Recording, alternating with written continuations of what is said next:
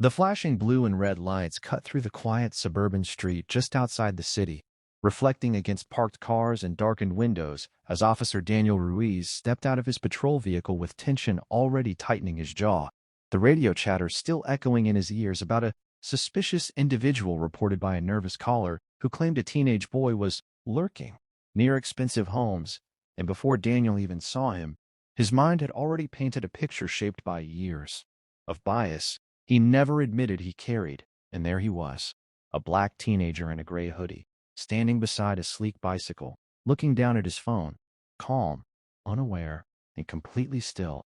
But to Daniel, stillness felt like defiance, and without hesitation, his voice came out sharp and aggressive, ordering the boy to raise his hands, and the teen, startled, immediately complied, his eyes wide but steady, asking in a controlled voice what was wrong.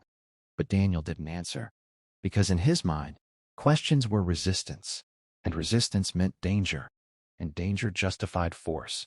And within seconds, the situation escalated, the officer closing the distance, his commands growing louder, harsher, fueled by something deeper than the moment itself, something rooted in assumptions he never examined.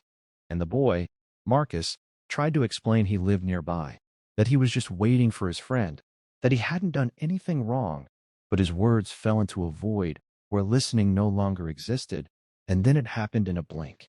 The sudden movement as Marcus instinctively shifted his weight, the officer misreading it as a threat, and the sharp crackle of electricity filled the air as the taser fired, sending Marcus collapsing to the ground in pain, his body locking, his voice silenced by shock.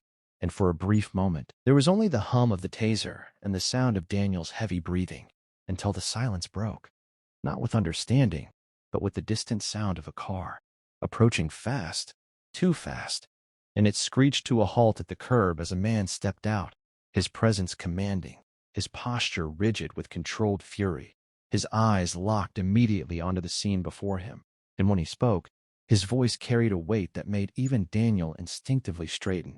"What the hell do you think you're doing to my son?" And everything shifted in that instant, because Marcus wasn't just another face in the dark anymore, and the man standing there wasn't just another civilian. And as Daniel turned, confusion flickered across his face, quickly replaced by unease as the man identified himself, not with arrogance, but with authority earned over decades, a U.S. Army general, a leader of thousands, a man who had spent his life serving the very country whose uniform Daniel now wore. And yet here, his son lay on the pavement, treated like a threat instead of a citizen. And suddenly, the balance of power reversed. The narrative Daniel had constructed, shattered under the weight of reality, and the questions he had ignored moments ago now came crashing back, louder, unavoidable, and the street that had been quiet minutes earlier was now alive with tension. Neighbors watching from windows, phones recording, whispers spreading. Because moments like this didn't stay contained. They traveled, they grew, they demanded answers, and Daniel felt it. The first crack in his certainty, the realization that this wasn't just another routine stop. This was something that would follow him, define him. And as backup units arrived, the scene became more controlled, but no less charged. The general kneeling beside his son, his anger restrained, but unmistakable, demanding medical attention, demanding accountability, demanding respect that had been denied from the very beginning. And Marcus, slowly recovering, looked not just hurt, but betrayed, as if the world he thought he understood had revealed something darker beneath its surface.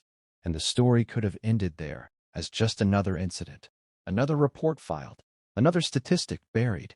But it didn't, because someone had recorded everything, every command, every second, every moment leading up to that irreversible decision.